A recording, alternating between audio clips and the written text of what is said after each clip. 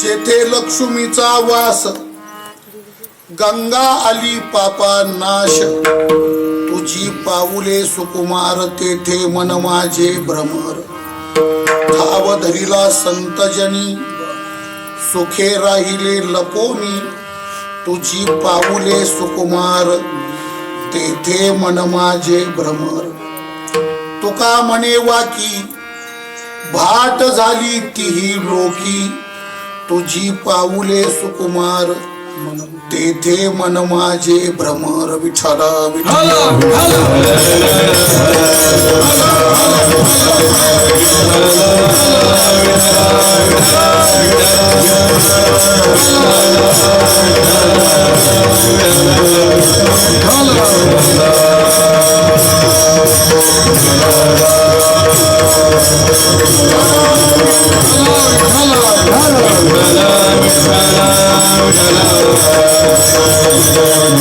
पांडुरंगा करू प्रथम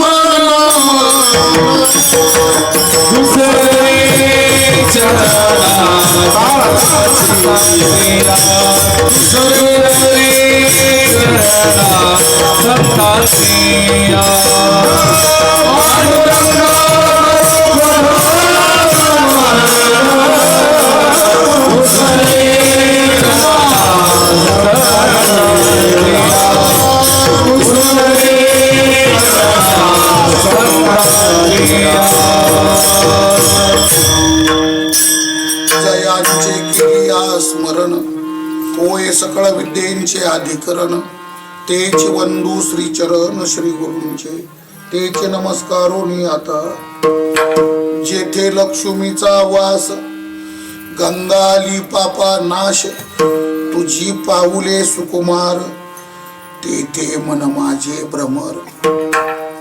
संत श्रेष्ठ जगद्गुरु श्री तुकोबारायांचा गोड असा अभंग आहे.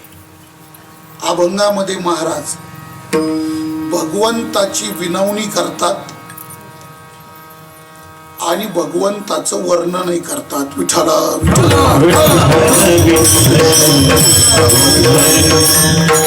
थोडक्यात स्तुतीपूर्वक विनंती. अभंगामध्ये स्तुतीपूर्वक विनंती या विषयाकरता केलेली आहे. महाराज म्हणतात, देवा तुझ्या पायाच्या ठिकाणी माझं मन स्थिर व्हावं. कशाप्रमाणे? महाराजांनी त्याच्याकरता भ्रमराचा दृष्टांत दिलाय.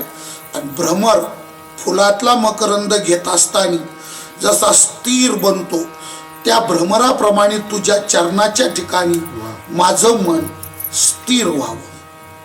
स्थिर व्हावं म्हणजे त्याचं सगळं चांचल्य निघून जावं आणि ते मन तुझ्या पायाच्या ठिकाणी स्थिर व्हावं. ही महाराजांनी भगवंताकडे केलेली विनवणी. पण ही विनवणी करीत असताना माझं मन तुझ्या पायाच्या ठिकाणी चरणाच्या ठिकाणी स्थिर का व्हावं, चरणाच्याच ठिकाणी मन स्थिर व्हावं अशी तुला विनवणी मी का करतो?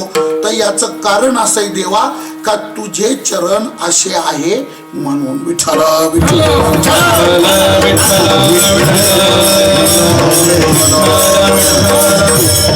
आणि मग महाराजांनी देवाच्या चरणाचं वर्णन केलंय.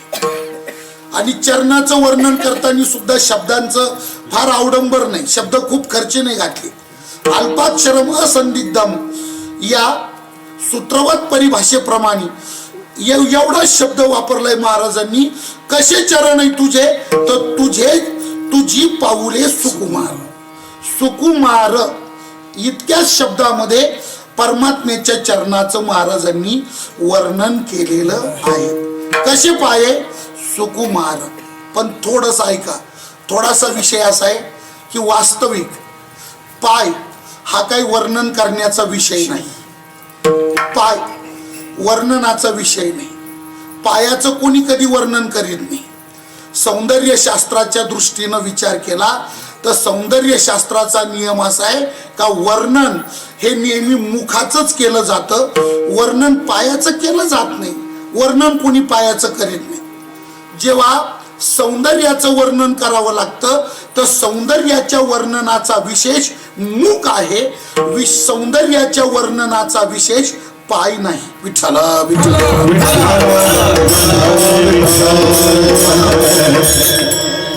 म्हणजे तुम्ही कादंबऱ्या म्हणजे सौंदर्य वर्णन जिथं आहे ना त्या कादंबऱ्या बघा, त्या कविता बघा, तर तिथं सगळं वर्णन, ते व्याख्यान ऐका तुम्ही सौंदर्याचे, तर तिथं जे वर्णन केले जातात ते वर्णन मुखाचे केले जातात. पायाचं कोणी कधीच वर्णन करीत नाही. का? सौंदर्य शास्त्राच्या दृष्टीनं पाय हा वर्णन करण्याचा अवयवच नाही.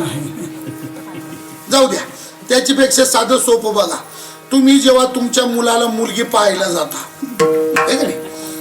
मुलाला मुलगी पाहायला जाता, तुम्ही मुली पाहता तेव्हा नेमकं काय पाहता? का पाय पाहता? पाय पाहता का काय पाहता? नेमकं काय पाहतो आपण? पायाकडे कोणी पाहत नाही. मुलगी पाण्याचा तांब्या घेऊन बैठकीत आली तर सगळे जाणकार पाहुणे पायाकडे नाही पाहत. मग डोळे कसे आहे, चेहरा कसा आहे, नाक कसं आहे, पाहिलं काय जातं? मुखमंडळ म्हणजे वदन. पाहिलं काय जातं? तोंड, चेहरा पाहिला जातो. पायाकडं कोणी पाहत नाही. आणि मुलगी पाहून घरी आले तर घरच्या बायांनी तुम्हाला विचारलं पाहिली मुलगी? म्हटले हो पाहिली. कशी मुलगी? तो असे सुंदर पाय, सपाट पायाची, जाड अंगठे पायाची. याचा अर्थ काय? सौंदर्य शास्त्र मुखाला महत्व देत, तिथं पायाला तुम्ही बघा ना, वर्णन असेच आहे. त्याचे डोळे असे, त्याचं नाक असं, त्याचे दंतपंक्ती अशा, त्याचे गाल असे, त्याचा चेहरा असा, हेच वर्णन केलं जातं. त्याचे पाय असे, पायाचे बोट असे, बोटांचे नख तसे, हे कुठंच वर्णन नाही. म्हणजे मला काय बोलायचंय, पाय हा वर्णनाचा विषय नाही. विठ्ठला वर्णनाचा मुख्य विषय चेहरा आहे बुवा. म्हणून इंग्रजी भाषेमध्ये चेहऱ्याचा जो भाग आहे त्याला काय म्हणतात? हेड. म्हणजे हेड शब्दाचा सरळ मराठी अर्थ असा आहे, हेड म्हणजे मुख्य, हेड म्हणजे प्रमुख. आणि याचा अर्थच असा आहे का सौंदर्य शास्त्रात मुख्य जर काही असेल तर चेहरा तो हेड आहे, म्हणजे प्रमुख आहे. चाणक्याचं सूत्रनीतीमध्ये तसंच आहे. चाणक्य सांगतात सर्वेंद्रियानाम नयनम प्रधानम तर सर्वेषु गात्रेषु शिरप्रधानम. सर्व गात्रांमध्ये, शरीरात, सगळ्या शरीरात सौंदर्याचा विशेष भाग जर कोणता असेल तर शिरप्रधानम, मानेपासून वरचा भाग म्हणजे प्रधान भाग आहे तो. म्हणजे याचा भाव असा आहे का वर्णन करण्याचा विषय चेहरा असतो, वदन असतं, मुख असतं, पाय काही वर्णन करण्याचा विषय नसतो. आणि तुकाराम महाराज भगवंताचं वर्णन करताना त्याच्या मुखाचं वर्णन न करता, मुखाचं सौंदर्य न सांगता महाराज त्याच्या पायाचं वर्णन करतात. या वर्णनात महाराजांचा हेतू काय असावा? विठ्ठला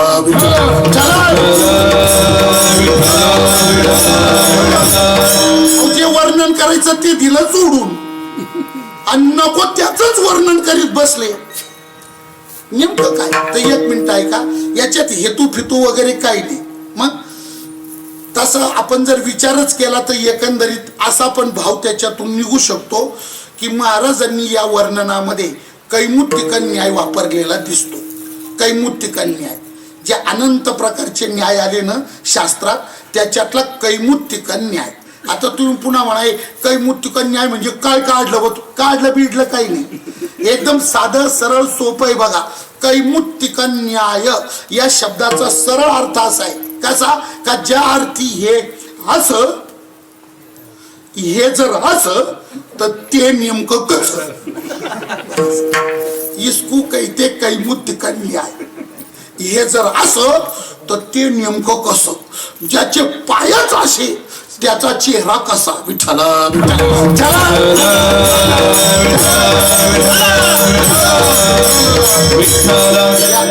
कैमुत्तिक न्यायाचं सुंदर नमुनादार उदाहरण म्हणजे ज्ञानोबारायांनी 9व्या अध्यायात लक्ष्मीचा मोठेपणा सांगायचा आहे. ज्ञानोबारायांना लक्ष्मी किती श्रेष्ठ आहे, लक्ष्मी किती मोठी आहे, आणि त्या लक्ष्मीचं श्रेष्ठत्व सांगण्याकरता वर्णन सुरू केलं ना, तर तिथं ज्ञानेश्वर महाराजांनी प्रत्यक्ष लक्ष्मीचं वर्णन नाही केलं. श्रेष्ठत्व सांगायचंय कोणाचं, लक्ष्मीचं, पण जिचं श्रेष्ठत्व सांगायचं तिचं कौतुक नाही केलं, तिचं वर्णन नाही केलं. मग तिथं लक्ष्मी लक्ष्मी वर्णन तिचं नाही केलं, मग वर्णन लक्ष्मीच्या दासीचं केलं. त्या लक्ष्मीच्या दासी कशा, आता म्हणजे श्रेष्ठत्व सांगायचंय कोणाचं, लक्ष्मीच, आणि मग तिच्या दासीशी काय घेणे आपल्याला. माऊली तिच्या दासीचं वर्णन करतात का तिच्या दासी अशा. विठ्ठला अशा ना तरी आथिलेपणे सरीशी कवना हे लक्ष्मी आईशी स्त्रिये सारिखिया दासी घरी जियाते.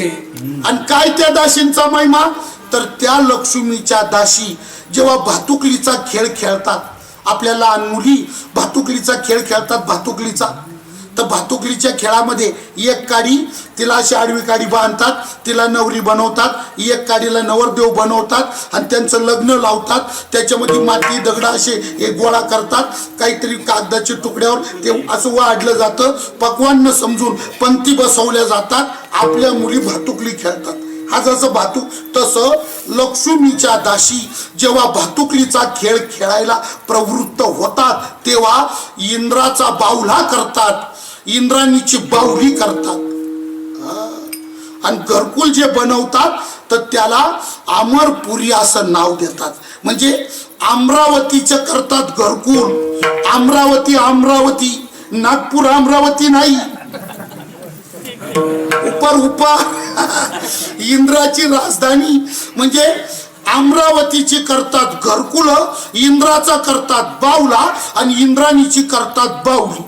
आणि त्या इंद्राणीला बाहुली करून त्या बावला बाहुली बरोबर जिच्या दासी भातुकलीचा खेळ खेळतात अशा दासी जिच्या. विठ्ठला विठ्ठला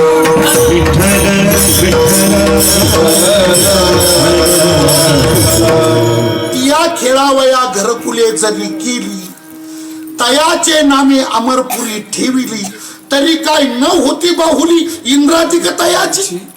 आणि जेव्हा त्यांचा खेळ मोडतो, कंटाळा येतो, खेळ मोडतो, कंटाळ्या खेळून खेळून की खेळ मोडतो आणि आपल्या पुरी त्या काड्या मोडून टाकतात, सगळे पक्वान्न विस्कटून टाकतात. तसं त्या लक्ष्मीच्या दाशा कंटाळवाण्या झाल्या आणि खेळ मोडून टाकायचा ठरला की तिया नावडून जेव्हा मुडी ती तेव्हा महेंद्राचे रंक होती. आणि अशा दाशी जिच्या. आणि श्रेष्ठत्व कोणाचं सांगायचंय, लक्ष्मीचं. कौतुक कोणाचं केलं या दोन ओव्यांमध्ये, लक्ष्मीच्या दासींचं. काय हेतू, हेतू फितू काही नाही, वर्णन लक्ष्मीचंच आहे हे. कसं काय, तर असं सांगायचंय का जिच्या दासी अशा तर त्यांची मालकीन कशी. याचं नाव आहे कैमुत्य कन्या आहे. विठ्ठला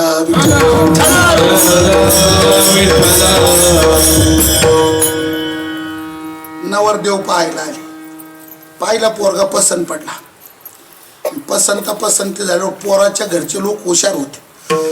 त्यांनी काही भस्कन स्वयंपाक नाही केला. आणि हे तर त्यांची जी उठा ठेव करावी लागते ना, तर ती वातावरण पाहून असतं ते नियोजन. भस्कन स्वयंपाक करायचा आणि त्यांना जर नाहीच पसंत पडलं, सारा खर्च वाया जातो, पाण्यात जातो ना सगळा पैसा. उगीच गेले 10-5 जण जेवण करून. त्याच्यामुळे आधी अंदाज पाहायचा. जर पटण्यासारखं नसलं, चहा, नुसतं चहा. थोडस जर जमण्यासारखं वाटलं, विशेष नाही बरं का, थोडस जमण्यासारखं वाटलं तर कांदा पोहे. फक्त कांदा, शिरा नाही, फक्त कांदा पोहे. आणि एकदम जमण्यासारखं वाटलं मग पुरणपोळी, आमरस, मग चालू द्या. यांना जमण्यासारखं वाटलं, मुलीकडच्या लोकांनी स्वयंपाक सुरू, त्या मुलाकडच्या लोकांनी स्वयंपाक सुरू केला. मुलीकडच्या लोकांनी वाटलं थोडी चौकशी करावी, म्हणून ते बाहेर पडले, गावात फिरत होते. एका घरात गेले. त्यांनी अचानक पाहुणे आली. या म्हटले बसा. काय नाही म्हटले, पलीकडच्या गल्लीत ते अमुक त्यांचा मुलगा बघितलाय, आमची मुलगी द्यायची. मुलगी आमची एकुलती एक आहे, मुलगी त्यांना द्यायची. तर द्यावी का न द्यावी बुवा, काय त्यांची परिस्थिती काय. आम्ही तर पाहिलं, पण नुसतं पाहूनही काही कळत नाही ना, चौकशी करणं महत्वाचं आहे ना. तर बुवा द्यावी का मुलगी त्या घरात, त्यांची परिस्थिती कशी काय. तेव्हा ज्याला विचारलं तो म्हटला, 1 मिनिट ऐका, मला विचारलं ना, आता फक्त मलाच विचारा आणि गप्प राहा. पुन्हा दुसऱ्या कोणाच्या घरात जाऊ नका आणि दुसरं कोणाला विचारू नका. म्हणजे का बरं, कारण तो इतका श्रीमंत आहे. ज्याच्या मुलाला मुलगी द्यायची ना, तुम्हाला पोरगा तर एकुलता एकच आहे, पण ज्याच्या मुलाला मुलगी द्यायची ना, तो इतका श्रीमंत आहे, इतका श्रीमंत आहे, इतका श्रीमंत आहे, सांगताच येत नाही, इतका श्रीमंत आहे. हे मुलीकडचे लोक गडबडले. हो पण किती, ते म्हटले दुसरं कोणाला भेटूच नका, विचारूच नका, मी सांगतो ना, इतका श्रीमंत आहे तो. किती, तर त्याच्या शेती कामाचा हिशोब ठेवणारा जो मुनीम, तो मुनीम शेतात जाण्याकरता हेलिकॉप्टर वापरतो. मुनीम मुनीम मुनीम. मग आता तुम्ही असा विचार करा, ज्याचा मुनीम शेतात जाण्याकरता हेलिकॉप्टर वापरतो, ज्याचा मुनीम असा, त्याचा मालक कसा. याचं नाव आहे कैमुत्य कन्या आहे. विठ्ठला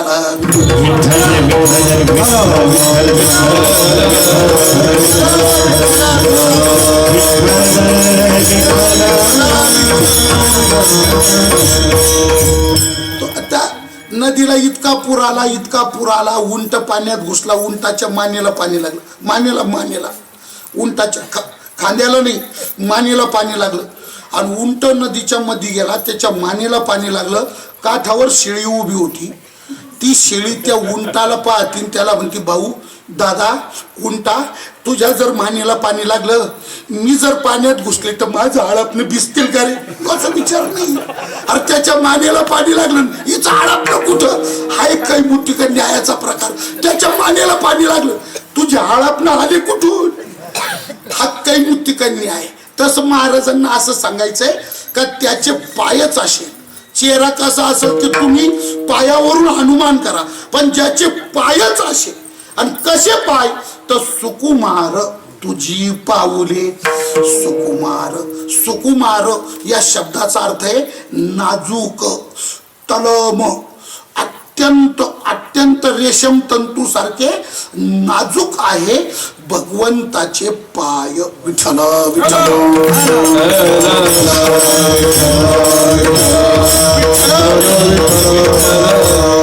पण आता 1 मिनिट ऐक बरं का, इथं जर त्याच्या पायाचं वर्णन कसं केलंय, सुकुमार, आणि अनेक ठिकाणी त्याच्या पायाचं दुसऱ्या बाजूनी जे वर्णन केलंय, ते जर वर्णन आपण ऐकलं, ते वर्णन जर आपण ऐकलं, तर तुझी पाऊले सुकुमार याच्यावर आपला विश्वास बसू शकत नाही.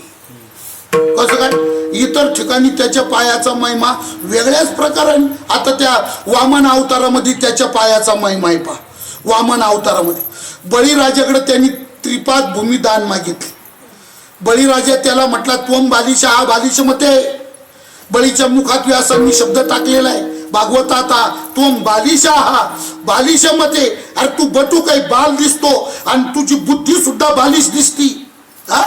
3 पाय तुझ्या पायाने 3 पावलं भूमी घेऊन करतो काय? कमीत कमी 2 बाय 2 तरी मांडी घालून बसता तरी येईल. 3 पायाची भूमी घेऊन करतो का? त्यांनी सांगितलं मला बाकी काही सांगू नका, माझ्या पायाने 3 पावलं भूमी द्या. आणि त्यांनी संकल्प सोडल्यावर यांनी जे 3 पावलं टाकले त्या 3 पावलाचा विचार करा.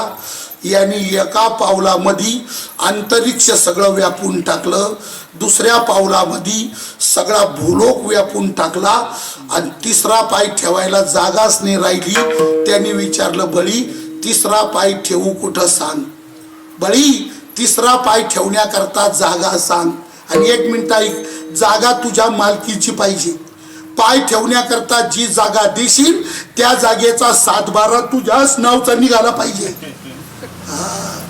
याची त्याची बळकावलेली देऊ नको, दे चाल, कुठं ठेवू सांग. त्यांनी सांगितलं महाराज माझी प्रॉपर्टी फक्त एवढी शिल्लक आहे आता. कोणती? माझ्या डोक्यावर पाय ठेवा. 3रा पाय त्यांनी बळीच्या डोक्यावर ठेवला तर बळी पाताळात नेला तर पाताळ लोक त्यांनी व्यापून टाकला. मात्र तुम्ही 1 मिनिट विचार करा, ज्याचा 1 पाऊल अंतरिक्षातले सगळे लोक व्यापून टाकतो, ज्याचा 1 पाऊल भूलोक व्यापून टाकतो, त्याचा पाऊल खरंच सुकुमार असेल का? त्याला सुकुमार पायाचं म्हणता का फतड्या पायाचं म्हणता? नाही त्याला कोणत्या पायाचं म्हणणार तुम्ही? आणि महाराष्ट्र म्हणतात तुझी पाऊले सुकुमार. विठ्ठला विठ्ठला.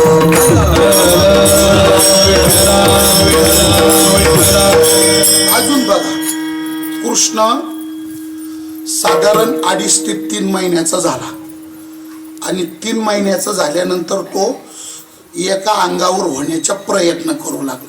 साधारण जन्माला आलेलं मूल 2-2.5-3 वर्षापर्यंत आपलं पाठीवर पडलेलं असतं, ते तसंच हातपाय हलवतं पडलेलं असतं. ते 3 महिन्याचं जेव्हा होतं तेव्हा ते कुस बदलण्याचा म्हणजे एका अंगावर होण्याचा प्रयत्न करतं. त्याला हिंदीमध्ये करवट बदलणे, हिंदीमध्ये त्याला काय म्हणतात? करवट बदलणे. आणि ते कृष्णाला असं कान होतानी एका अंगावर होतानी यशोदेनी पाहिलं आणि तिने त्याच्या करवट बदलण्याचा कार्यक्रम ठेवला. आता श्रीमंत माणसं लहरी असतात, ज्याच्याकडे आमाप पैसा आहे ना, गडगंजा पैसा खर्चावाच कसा, ज्याला सुधरतच नाही आणि पैसा तर येतच राहतो, असा आमाप पैसा ज्याच्याकडे आहे ना ते श्रीमंत माणसं लहरी असतात. ते कशाचा उत्सव करतील? हा बरोबर आहे ना. कुत्र्याचा वाढदिवस गेला तर सगळ्या गावाला पंचपक्वान्नाचं जेवण घातलं. कुत्र्याचा वाढदिवस बाप कुत्र्याच्या मावटीने मारला आणि कुत्र्याच्या वाढदिवसाला गाव जेवू घातला. कशी कुत्र्याच्या श्रीमंत माणसं लहरी असतात. आणि या कुत्र्याच्या बाबतीत साहेबापेक्षा मॅडम लई भाऊक राहते. भाऊक त्या काय असेल तर असो, पण मॅडमला कुत्र्याचा लळा जास्त राहतो. तुम्ही बघा, तुम्ही त्याचं निरीक्षण करा. ज्यांच्या ज्यांच्या घरी कुत्रे तुम्ही निरीक्षण करा. विठ्ठला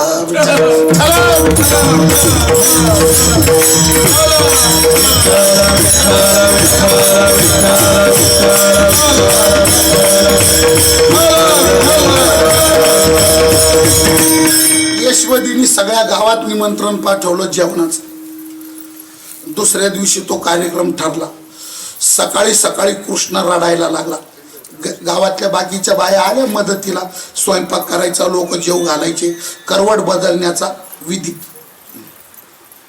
त्यांनी त्या कृष्णाला रडायला लागला तर नवमाको घातलं, काजळ गन पावडर काजळ केलं, कपडे बिपडे घातले, दूध बीत पाजलं, शांत झाला कृष्ण. झोपेच्या तार आली त्याला. तर घरात झोपून अडचण करण्यापेक्षा अंगणामध्ये गाडा होता, जुनाट गाडा होता, त्याच्यात सगळं भंगारच सामान होतं. त्या गाड्याखाली जागा साफ करून तिथं तिने त्याचा अंथरूण करून कृष्णाला त्या गाड्याखाली सावलीला झोपवला. बाकीचे ज्या बाया आल्या त्यांचे लेकरं अंगणात खेळत होते. यशवदीने सांगितलं कृष्णाकडे लक्ष राहू द्या, उठला तर मला मध्ये हाक मारायला या. आणि ती मध्ये गेली कामाला लागली. कंसाने कृष्णाला मारण्याकरता राक्षस पाठवला. तो राक्षस गोकुळात आला, नंदाच्या अंगणामध्ये तो राक्षस आला. त्या राक्षसाने सगळी ती परिस्थिती बघितली, वाडा बिडा अंगण बिंगण, आपल्याला कसं प्रवेश करता येईल, कसा कृष्ण मारता येईल, त्या राक्षसाने ते बघितलं. तर कृष्ण अंगणामध्ये गाड्याखाली त्याला दिसला. आणि मग त्या राक्षसाने काय केलं, गाड्याचंच रूप धारण केलं. गाड्याचं राक्षस हे मायावी असतात, ते काही तुमच्या आमच्यासारखे नसतात. राक्षस हे मायावी असतात आणि मायावी असल्यामुळं त्यांना त्यांच्या इच्छेप्रमाणे पाहिजे तसे रूप धरता येतात, पाहिजे तसे आकार धारण करता येतात. हा त्यांच्या मायाशक्तीचा प्रभाव आहे. ते मुळातच मायावी असतात, पाहिजे तसे रूप धारण करतात.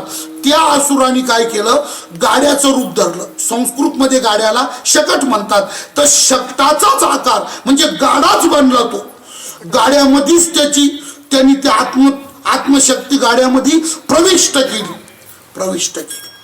आणि राक्षस आणि त्यांनी तो गाडा दाबायला सुरुवात केली.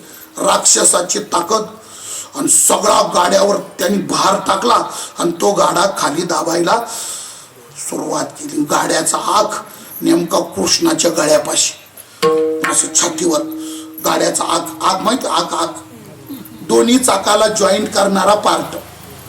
हा, लोखंडी असतो, चौकोनी असतो आणि तो दोन्ही चाकाला जॉईंट म्हणजे दोन्ही चाक फिरवायचं काम करतो. आख हे बैलगाडीचं चाललंय ना आपलं, म्हणून आख. बरं का? तर त्या आग त्याच्या छातीपर्यंत आला, काही इंच राहिला. आता यांनी पुन्हा सगळी ताकद एकत्र केली आणि राक्षसाची शक्ती आहे ती. राक्षसाची शक्ती सामान्य नाही. विठ्ठल विठ्ठल, तुम्हाला पटायचं नाही मी सांगितलेलं, पण एक मिनिट. या राक्षसांचे पुराणांनी जे वर्णन केले ना, तर ते वर्णन आपल्या बुद्धीच्या पलीकडच आहे. काय वर्णन? प्रचंड, विशाल, महाकाय, आवाढव्य, आगडबंब. लक्षात येतं का तुमच्या? आपण कल्पनाच करू शकत नाही त्याच्या आकाराची, त्याच्या शक्तीची आपण कशीच कल्पना करू शकत नाही, असे त्यांचे आकार. विठ्ठल विठ्ठल. हा कुंभकर्ण जर झोपेतून उठला, आंघोळ केली तर शंकराच्या मंदिरात पूजेला जायचा. तर तिथं जो गुरव होता पुजारी, तर त्या पुजाऱ्याकडे काम करायचं. याला जे बेल व्हावं लागायचं आणि शंकराला, तर त्या बेलाच्या पानात तीन पानं खुडायचे, फांदी आणायच्या, तीन पानं खुडायचे, त्याचा ढीग लावून ठेवायचा. पण याच्या मुठीमध्ये डोंगरा एवढा बेल मावायचा आणि डोंगरा एवढा बेलाचा ढीग घालायला त्याला 6 महिने कमी पडायचे त्या पुजाऱ्याला. बरं, त्याला दुसरी ड्युटीच नाही. सकाळपासून संध्याकाळपर्यंत नुसते पानं खोडणे आणि कोपऱ्यामध्ये ढीग लावून ठेवणे. आणि तो कुंभकर्ण आला का मग ते बेल व्हायचा. एकदा काय झालं, तो पुजारी ते बेलाची पानं खोडीतच होता, तर हा कुंभकर्ण डायरेक्ट मध्ये घुसला. पुजाऱ्याने पाहिलं, आता याला कळालं तर हा मारल्याशिवाय राहत नाही, कुठंतरी लपा. पुजारी हुशार, काय करा, त्या पुजारीने काय केलं, बेलाच्या ढिगात लपला. तो बेलाचा जो ढीग होता ना गंज, त्या बेलाच्या ढिगाऱ्यात तो आपला घुसला. हा येऊन बसला, डोळे मिटले, ओम नमः शिवाय, ओम नमः शिवाय. त्यांनी तो हात असं त्या बेलाच्या ढिगात घातला, मूठ पकडली, तर त्या पुजाऱ्याचं कंबरच त्याच्या हातात आलं. त्या कुंभकर्णाने डोळेच उघडले नाही. त्याला वाटलं असेल बेलाची काडी, तशीच मूठ पिंडीवर सोडली, पुजारी पिंडीवर पडला. पण पुजाऱ्याने हालचाल केली नाही. त्याला माहिती, वळवळ केली का हे मारतंय आपलं. शांत पडून राहिला, हलो नाही, चालू नाही, सैरा वैरा काही बोलू नये, शांत पडून राहिला.